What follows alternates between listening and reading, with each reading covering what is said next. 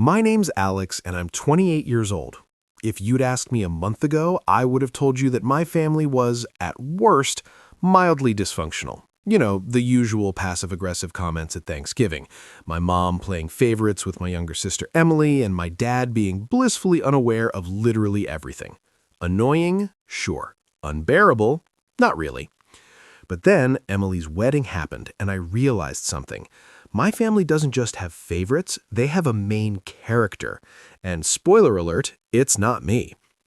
A little background here. Emily is 25, and to say she's been treated like royalty her entire life would be an understatement. I mean, this is the girl who threw a tantrum at 16 because my parents got me a used car and she wanted a brand new one when she turned 16 too. And guess what? She got it. She's the golden child, the princess, the one who can do no wrong even when she's very, very wrong. Me? I was the older sibling who had to set a good example, which was basically code for do everything right but get none of the praise. If I got A's and B's on a test, my mom would shake her head and say, "Alex, you're capable of more."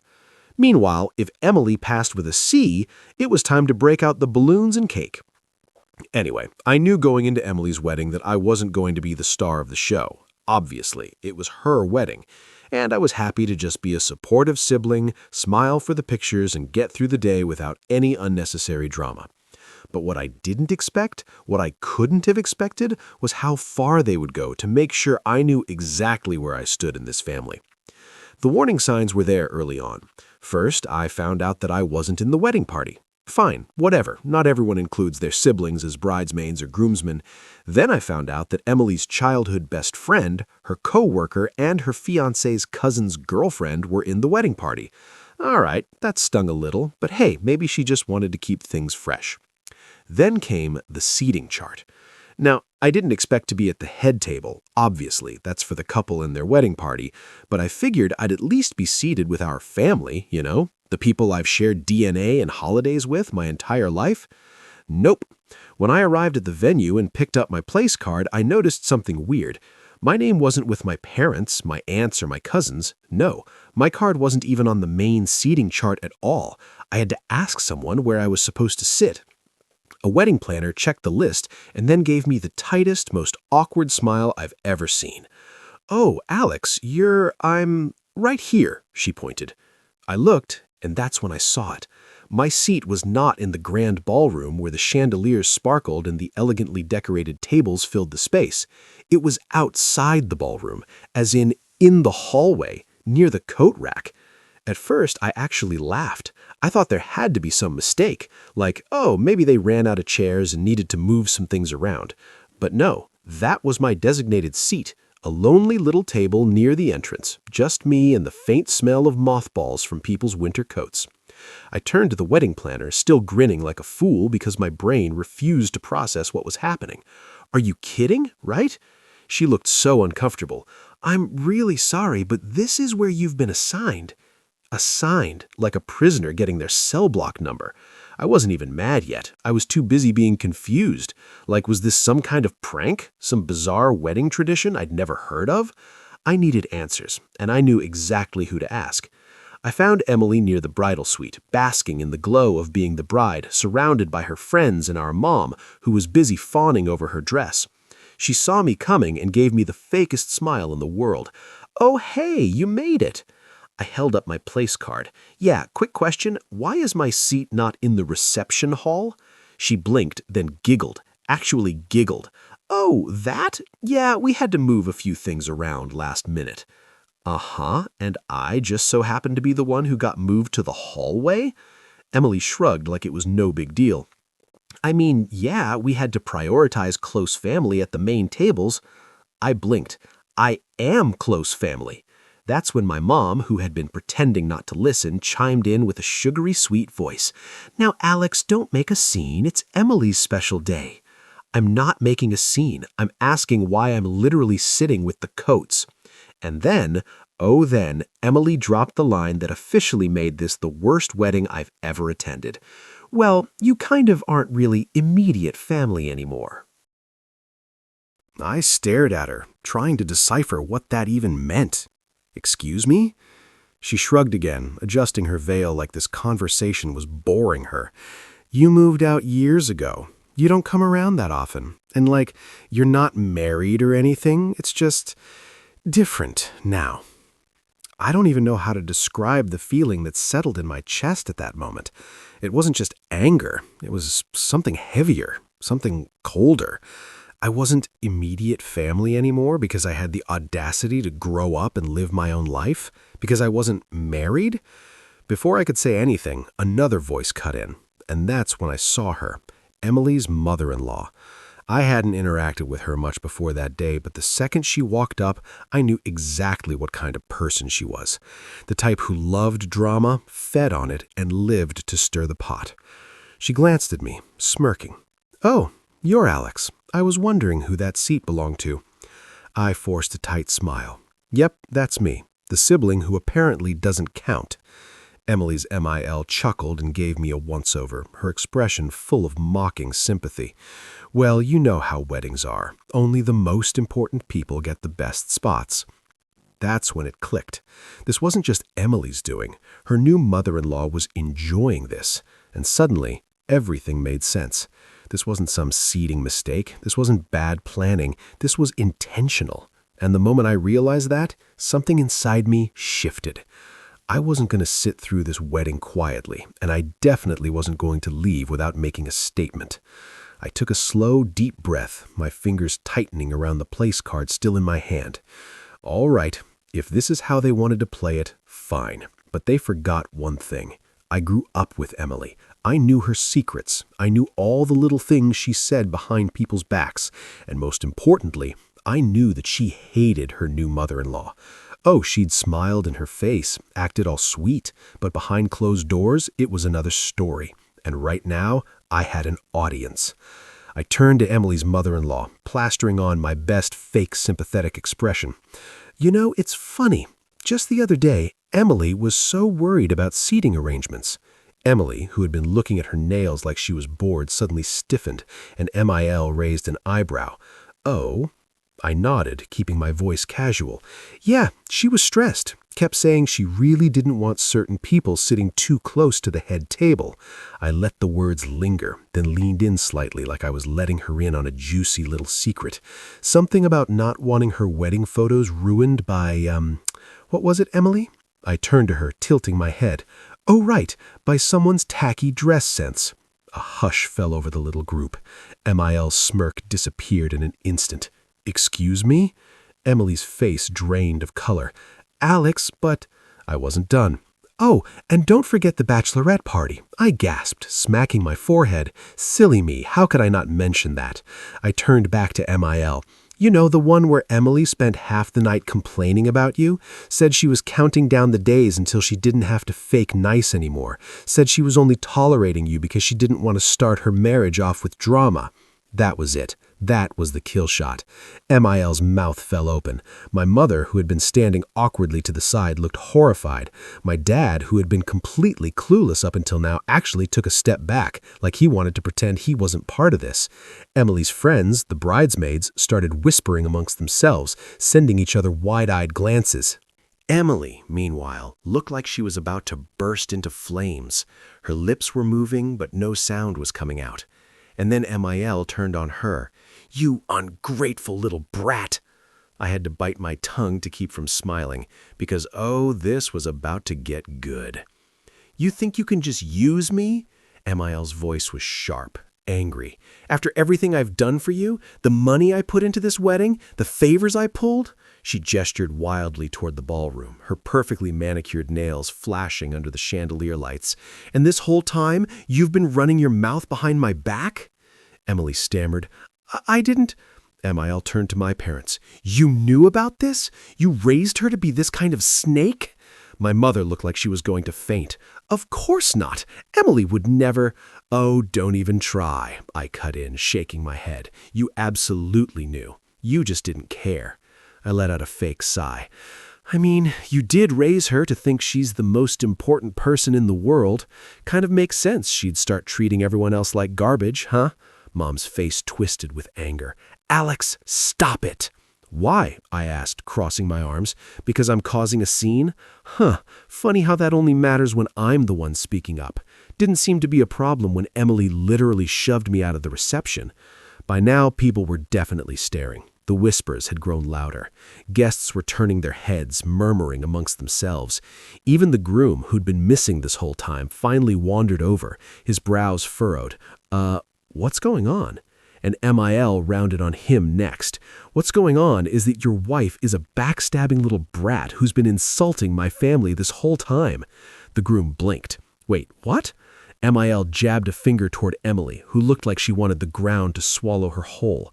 She's been running her mouth about me for months, complaining about my dress, my speech, my presence, saying she's only putting up with me until she doesn't have to anymore.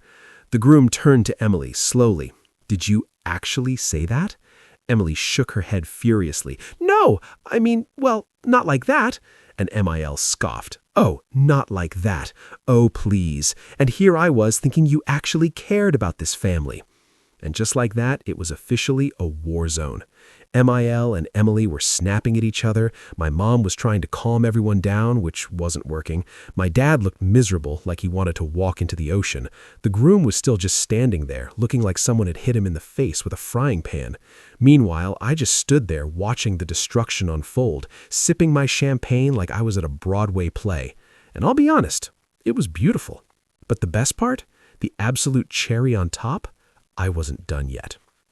Emily's voice was climbing in pitch, her hand shaking as she turned to her new husband. You believe her over me? She shrieked, gesturing wildly in my direction. Her husband, to his credit, was still trying to process everything. His jaw was clenched, his expression shifting between disbelief and embarrassment as guests openly stared at them. I don't even know what to say, Emily, he muttered, rubbing his forehead. I mean, did you actually say that? Emily scoffed. I know. It was taken out of context. Oh, right, that classic excuse. Oh no, I was just venting. I made air quotes. Oh no, I didn't mean it that way. My voice flattened. Give it up, Emily. You got caught. And let's be honest, if I didn't say anything, you still wouldn't have cared. MIL, whose fury was only growing, turned to my parents. And you're just okay with this? Mom's mouth opened and closed like a fish. She looked desperate to say something that would salvage the situation. We don't condone.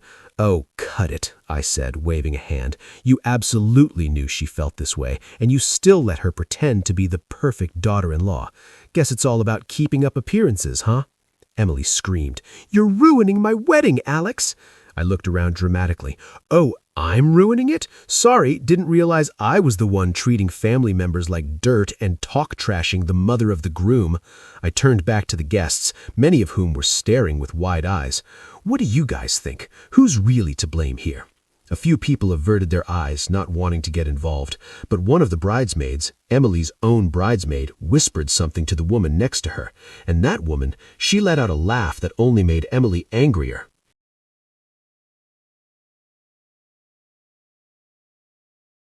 You think this is funny? She hissed, whipping toward them. The bridesmaid's lips twitched. I mean, kind of. Oh, this was getting good.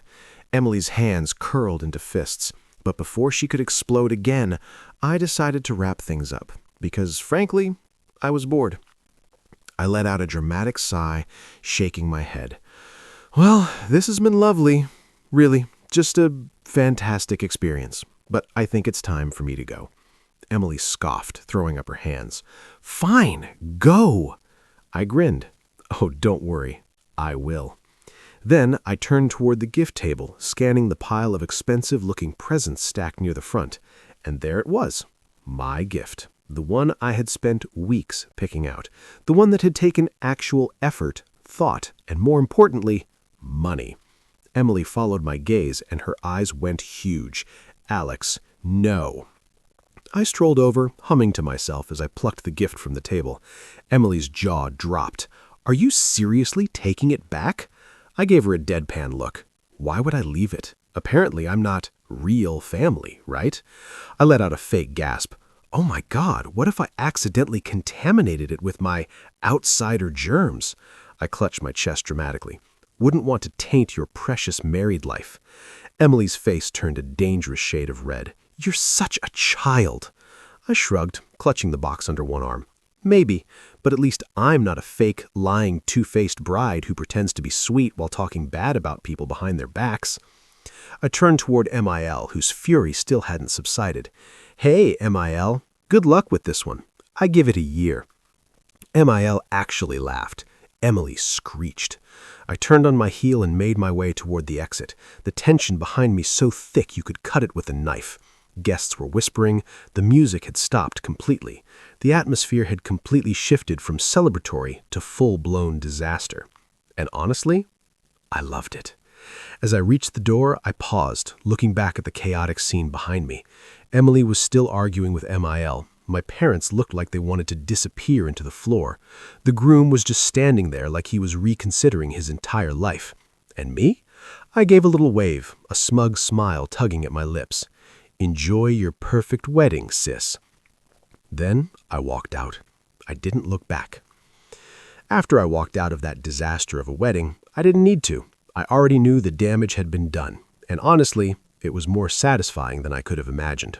The moment those doors shut behind me, I let out a slow breath and adjusted the weight of the wedding gift under my arm. Petty? Maybe. Satisfying? Absolutely. I drove home in silence, letting the night settle around me, my mind replaying every detail of what had just happened. My sister's shrieking, my mother's panicked expression, my father's silence, MIL's absolute rage. It was all golden. But I knew the fallout was just beginning. And I was right. The next morning, my phone was flooded. Calls, texts, missed voicemails. It was like my entire family had suddenly remembered I existed. My mother had left 7 voicemails, her voice switching between desperate pleading and absolute fury. "Alex, what were you thinking? You've humiliated your sister on the biggest day of her life. Call me back now." "Alex, honey, please, we can talk about this. Just come over. Let's work this out." That was the most immature, selfish thing I have ever seen. I hope you're happy. I hope you enjoyed destroying your sister's wedding. Oh, I did, Mom. I really, really did. But my sister's messages, even better. "It's over between us. How could you do this? You ruined everything. I can't even look at my wedding photos because of you. You took back your gift? Are you serious? What kind of person does that? I hate you. I really, really hate you." I grinned as I scrolled through them, sipping my coffee. If Emily thought a few angry texts were going to make me feel bad, she didn't know me at all. But what really caught my attention was the text from my dad. Unlike my mother and sister, he wasn't spewing insults or demanding an apology. His texts were short, simple. "Call me when you have a moment." I hesitated before dialing. "Dad." A long pause. Then he sighed. "Why would you do this?"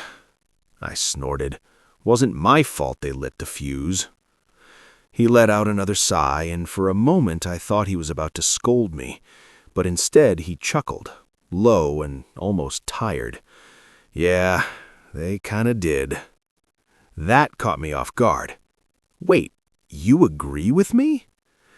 "I didn't say that," he replied, but his tone was different, quieter. "But I saw what happened, and I saw how your mother and sister treated you.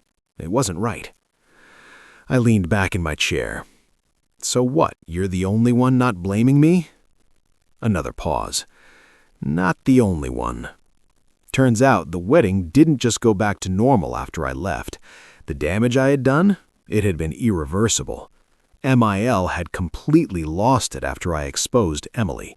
She had publicly chewed her out in front of everyone, demanding to know if what I said was true. And Emily, being Emily, had panicked, tried to lie, tried to play innocent. But apparently, MIL had already suspected something was off about her. My little revelation, it had been the final straw. By the time the reception ended, MIL had all but disowned Emily, and the groom, absolutely furious. Apparently, he had been under the impression that Emily and his mother had a great relationship. He had no idea that Emily had been trashing her behind her back.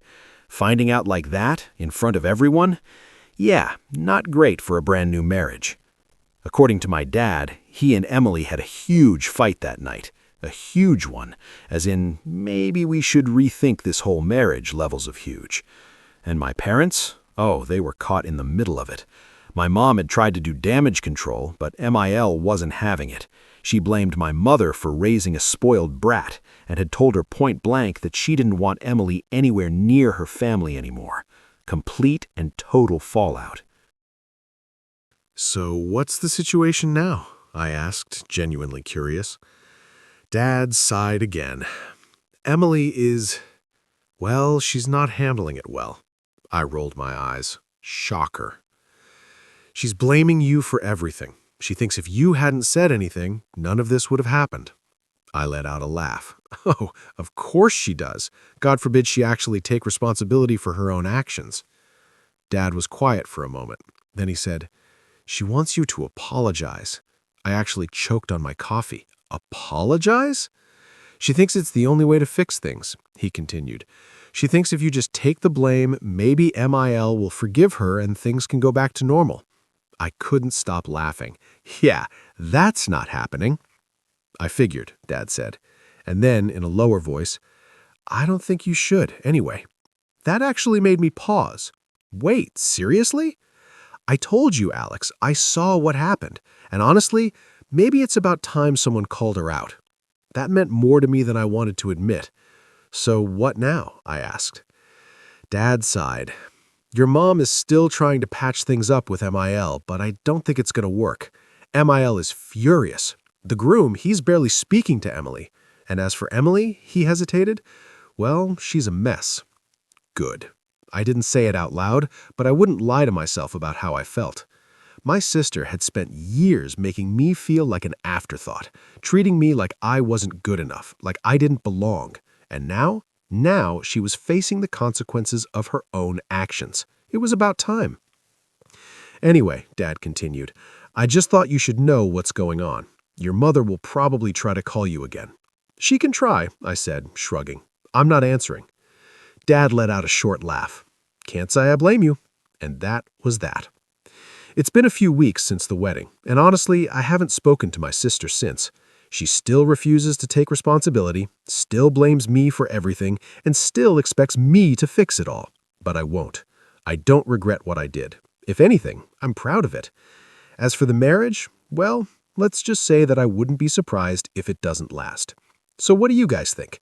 Was I too petty? Should I have just played along? Or did my sister get exactly what she deserved? Let me know. I could use a good laugh.